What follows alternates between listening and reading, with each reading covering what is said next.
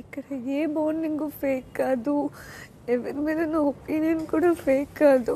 Of course family నన్ను వదిలేసి ఇక్కడ ఉన్నప్పుడు కనెక్ట్ అనేది జరుగుతుంది. అందరూ వాళ్ళ బాండింగ్ ఎలా కోరుకుంటారో మేము అలాగే కోరుకున్నాం కదా.